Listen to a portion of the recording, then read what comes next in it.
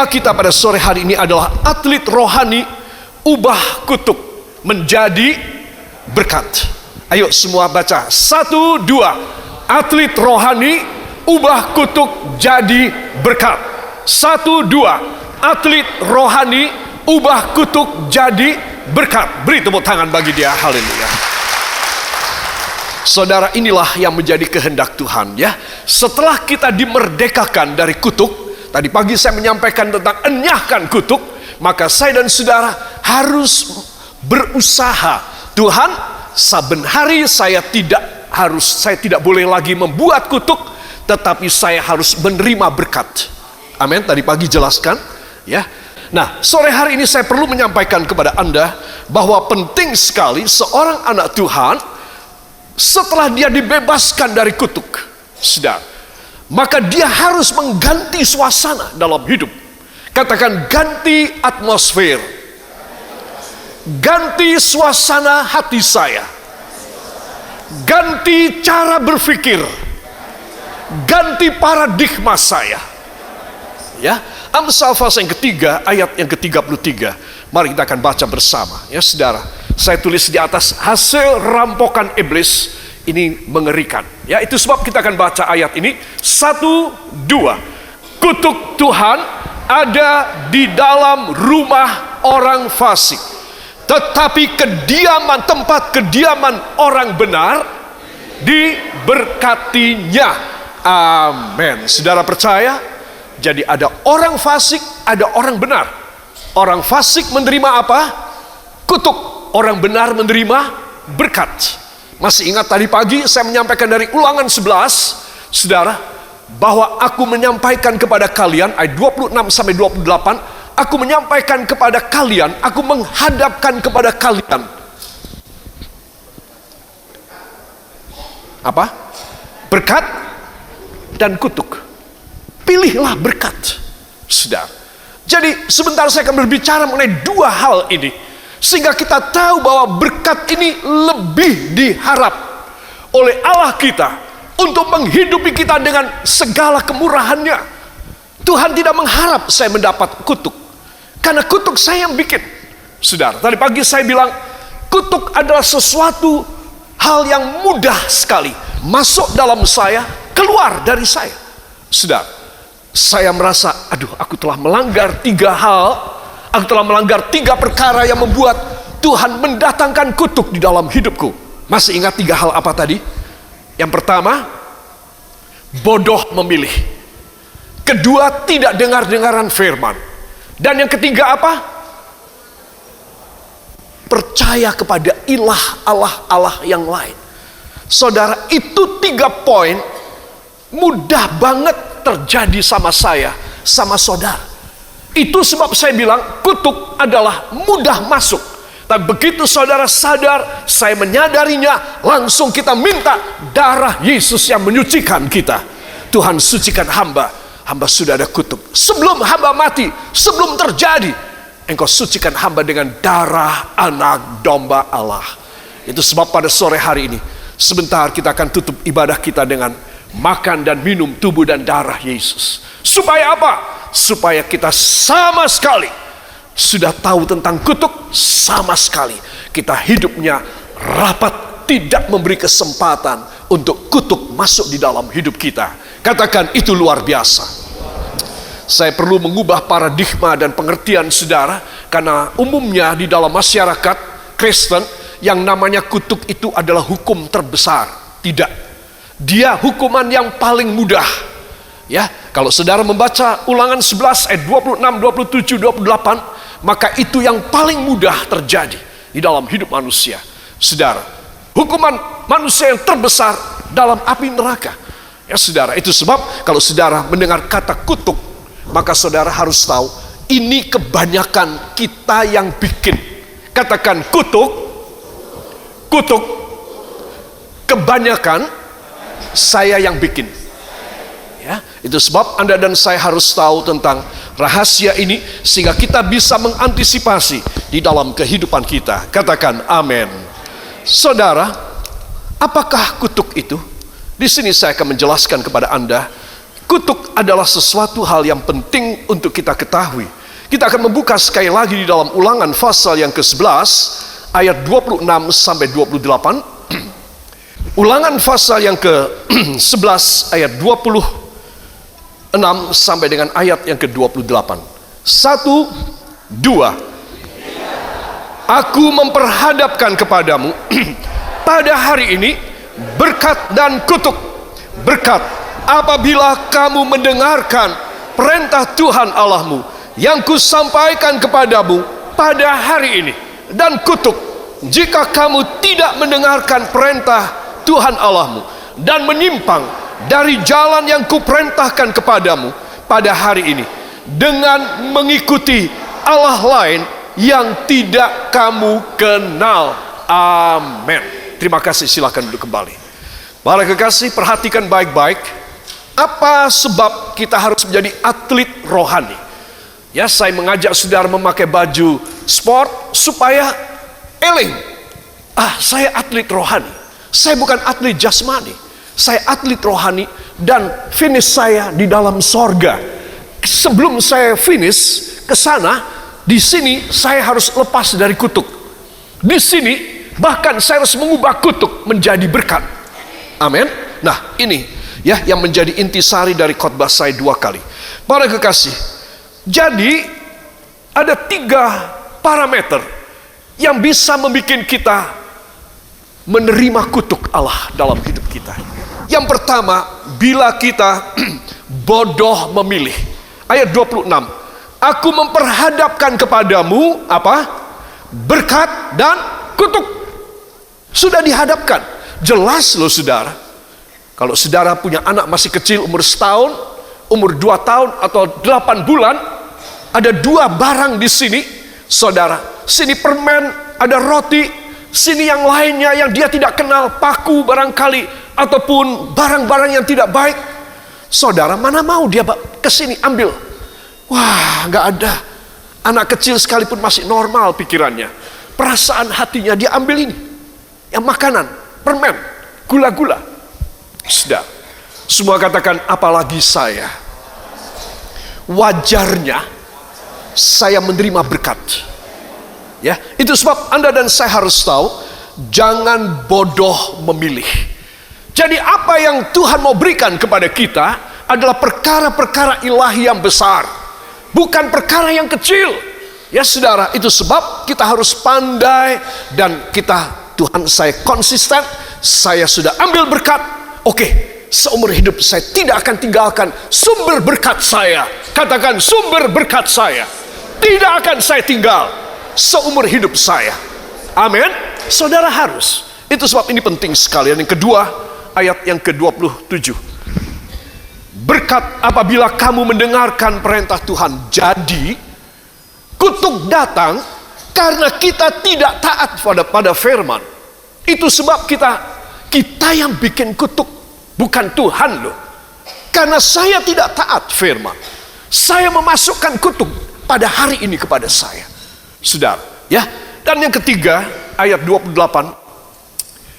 Dengan mengikuti Allah lain yang tidak kamu kenal.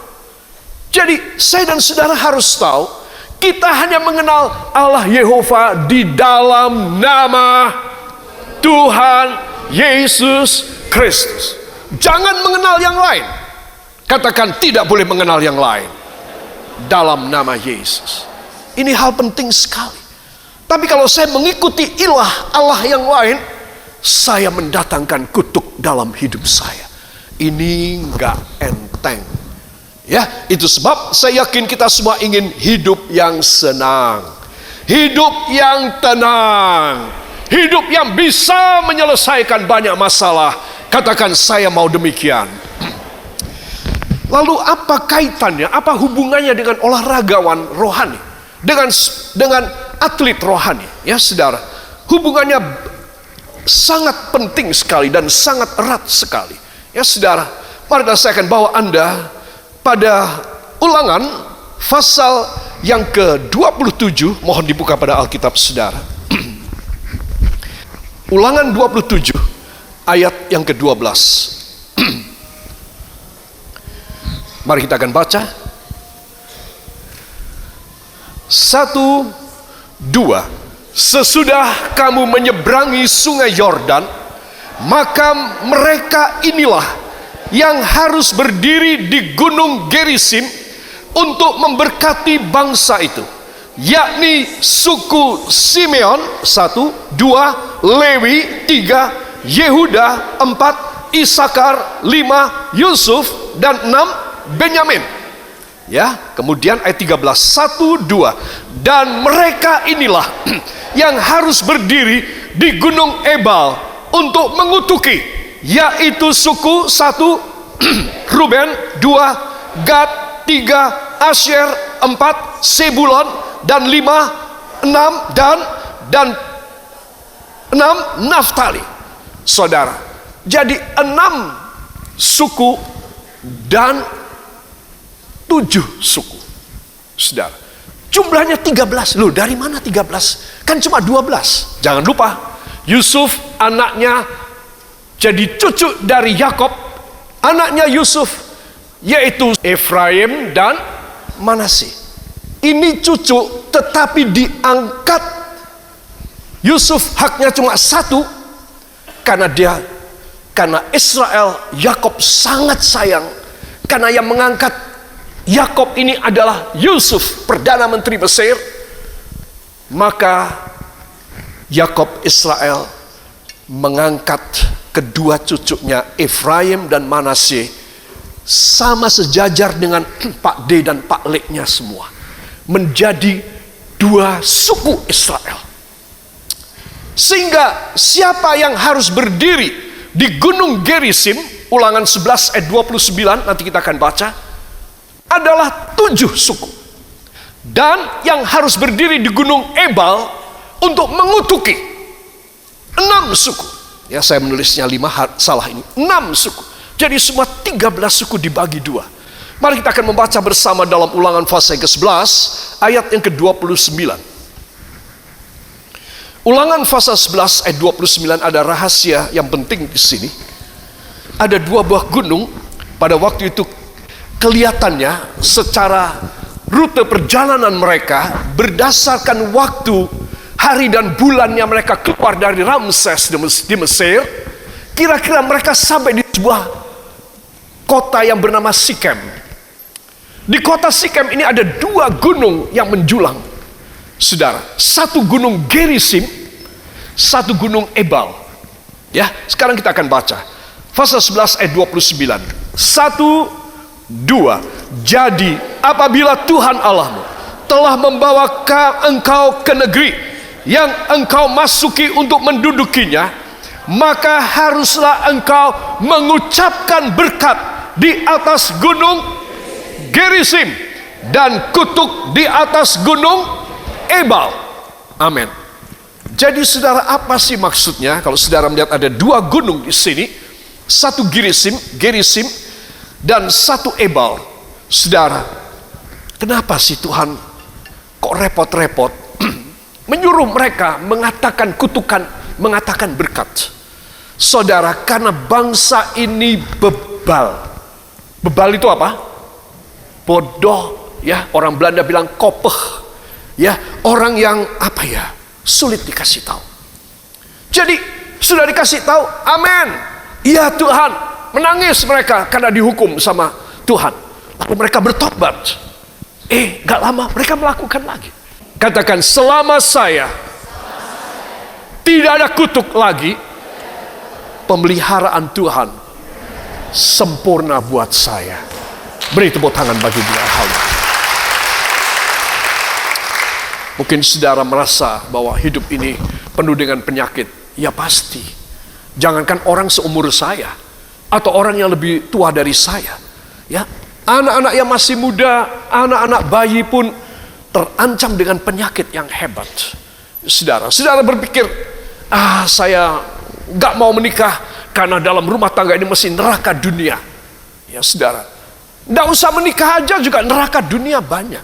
Saudara, itu sebab Anda dan saya harus tahu yang penting adalah penyebabnya. Kenapa hak pemeliharaan dicabut dari saya? 1, karena ada kutukan. 2, datanglah iblis dan dia merampok dia merampas hak pemeliharaan saya, sehingga saya tidak terpelihara sama sekali.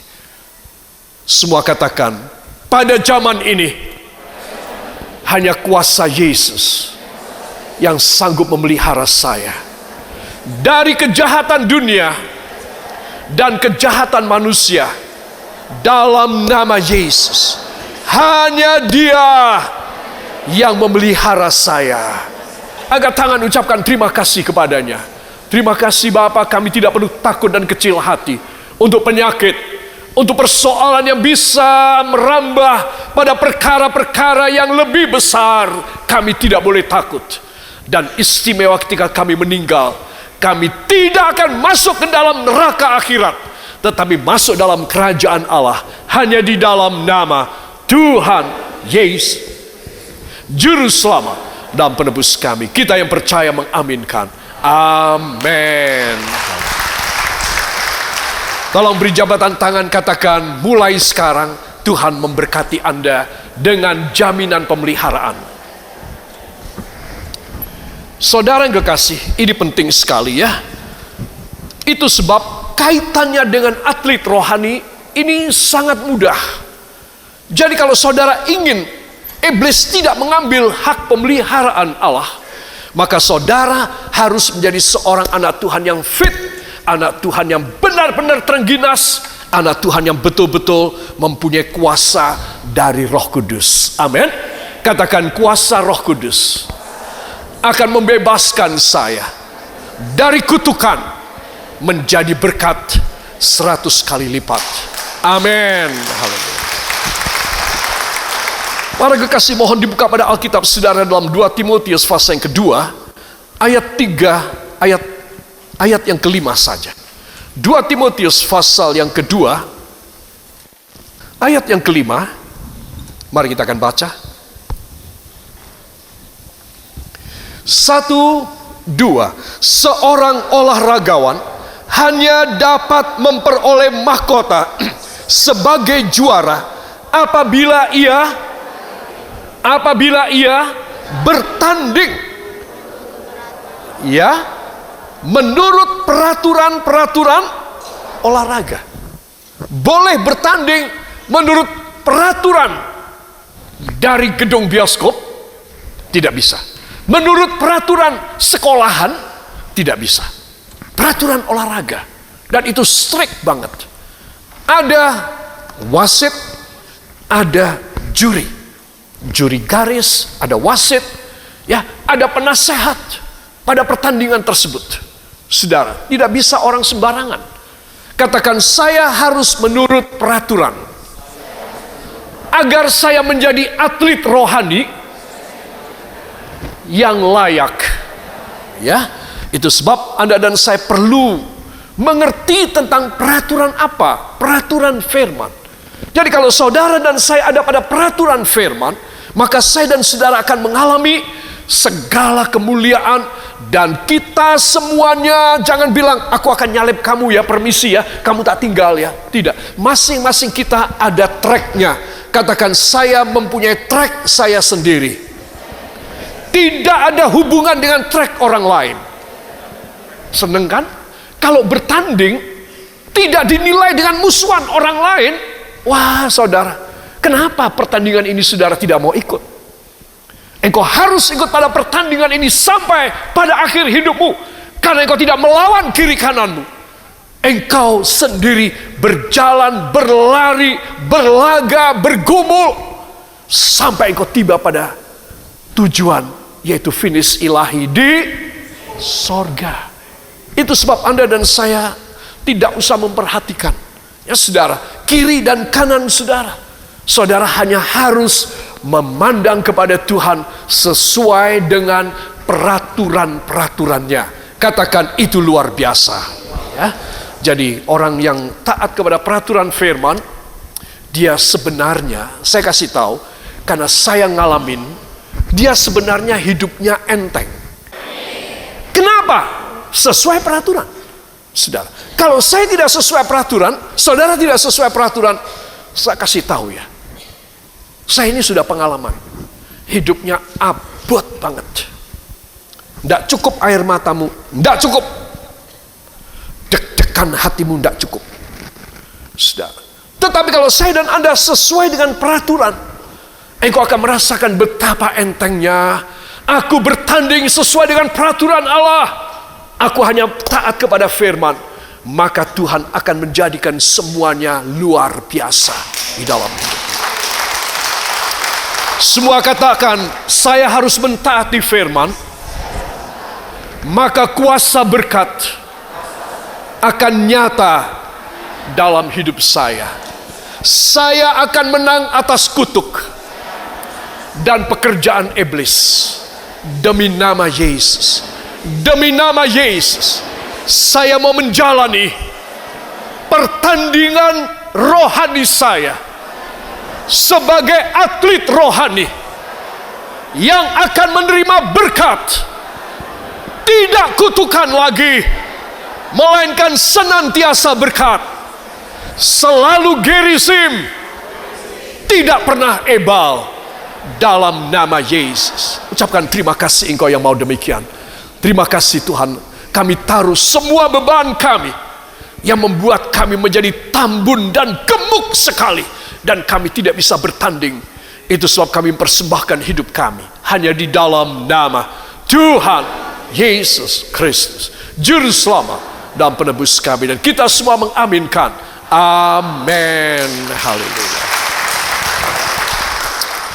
Saudara yang kekasih, katakan, saya harus moving on. Moving on. Ya, itu artinya berubah, pindah, aku harus pindah. Kalau semula saya malas-malesan, saya harus. Ya, kalau saudara datang ke dokter ahli spesialis jantung atau kardiolog, dan dia melihat pembacaan dari kardiogram saudara, elektrokardiogram, saudara, ibu atau bapak harus olahraga. Itu mesti nomor satu dokter kardiolog bilang. Ibu atau bapak harus olahraga. Kalau gini terus saya tidak nanggung loh ya. Saya tidak tanggung. Dalam setahun bisa meninggal. Dalam 3 bulan bisa stroke. Harus olahraga. Gak ada nasihat yang lain. Kalau sudah ngerti, harus ya, mulai besok pagi ya, bangun ya, harus olahraga ya. Kalau sudah disadarkan harus olahraga, baru dia nulis resep. Ya, ditulislah resep buat kita orang. Ya, saudara, kita harus beli atau dia kasih obat langsung seketika tindakan medis. Saudara, kenapa sih dokter ini paling tahu bahwa jantung orang itu kalau tidak ada olahraga bisa mati, bisa lembek. Itu sebab harus olahraga.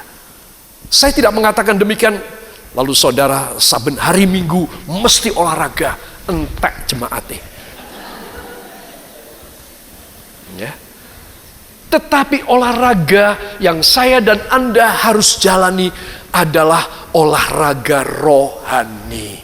Cukuplah kalau ibu ngepel di rumah, wah itu olahraga banget ya. Kalau bisa ngepel itu 3 kali begitu ya, sehingga licin-cin ya, sehingga ibu sekalian grobyos begitu. Nah, itu sehat, jantungnya kuat. Ya, para kekasih, ayo keluar dari semua kesantaian, semua kemalasan. Hal yang paling memotivasi orang adalah kalau aku sakit. Karena aku sakit, aku harus olahraga. Kalau sekarang secara rohani kita orang sakit, keuangan kita sakit, harmonis dalam rumah tangga sakit, masa depan hari tua sakit. Wah, engkau tidak bisa tidak. Harus ini menjadi atlet rohani. Harus jadi apa? Harus jadi apa? Atlet rohani. Kalau enggak, bisa tidak baik. Itu sebab Anda dan saya sekarang kita harus punya pikiran, apa yang gak beres, apa yang rasanya aku di bawah kutuk, aku bisa ngerubah. Aku harus moving on. Katakan, saya harus moving on. Mengubah kutuk menjadi berkat. Yang percaya beri tepuk tangan bagi dia. Haleluya. Saudara yang kekasih, setelah enyahkan kutuk, maka start untuk menerima berkat jasmani dan rohani. Senang apa tidak? Sudah kutuknya dibuang, sekarang tinggal terima berkat jasmani, berkat rohani. Ini sudah tidak ada. Ini gunung apa yang harus dibuang? Ebal. Ebal yang harus dibuang. Kita harus memandang kepada Gerisim saja. Amin. Nah, para kekasih, ini penting ya. Jadi saudara sudah mengerti tentang dasarnya. Di dalam Filipi pasal yang ketiga ayat 13 kita akan baca bersama. Aku lupakan. 1, 2. Aku lupakan yang di belakangku dan moving on, dan berlari-lari kepada tujuan untuk memperoleh hadiah. Amin. Dari mana hadiah? Enggak pernah lari. Dari mana hadiah? Tidak pernah menjadi atlet rohani. Tidak ada hadiah. Saudara, kita ini cuma kelimpungan aja. Kita ini cuma maju mundur aja. Ya, kita tidak pernah ada yang gol dan berhasil. Tidak pernah sukses. Maafkan saya. Doa tidak dijawab. Hati tidak plong. Hidup di bawah kutuk terus. Kayak apa? Orang Kristen, anak Tuhan, makan perjamuan kudus, sudah dibaptis, entah hidup dalam keadaan yang sulit. Saya akan tutup khotbah saya dengan perkara ini. Setelah enyahkan kutuk, ayo mulai menerima berkat. Kalau saya bilang menerima berkat, senang apa tidak? Ya, itu sebab harus jadi AR. Apa AR? Atlet rohani. Di mana saya dan Anda selalu moving on, selalu meraih. Dan meraihnya ini menjadi berkat. Jangan cuma ingin dipandang orang. Jangan ingin cuma dipuji orang. Wah, kamu sukses ya, kamu hebat. Buat apalah saudara. Saya itu umur segini ini berapa kali dipukul sama Tuhan. Gara-gara sombongnya minta ampun. Saudara. Makanya saya bisa bilang sama saudara, jadilah orang Kristen yang rendah hati. Bila Anda rendah hati, Anda terlepas dari pukulan. Saya bilang benar. Kalau engkau dipukul, benar-benar sakit sekali. Itu sebab Anda dan saya harus selalu memohon, Tuhan tolong. Hanya engkau yang menyelamatkan hamba. Hanya engkau yang mengubah kutuk menjadi berkat. Hanya engkau yang membukai semua kasanah perbendaharaanmu. Sehingga hamba tidak hidup di dalam keadaan yang kesakitan.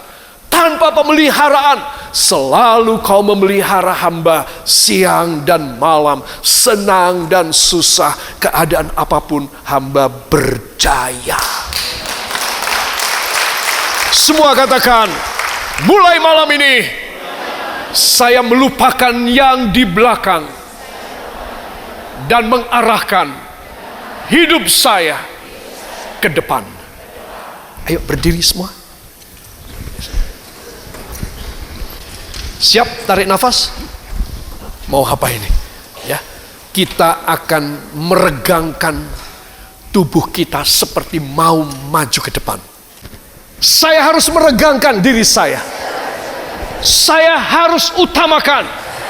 Saya harus mencenderungkan seluruh daya hidup saya supaya saya bisa berlari dengan cepat mencapai tujuan dalam nama Yesus. Dan apa saja yang mustahil saya akan dapat. Dua tangan saya akan dapat dalam nama Yesus. Dalam nama Yesus, saya mau atlet rohani menerima hadiah dari Allah Bapa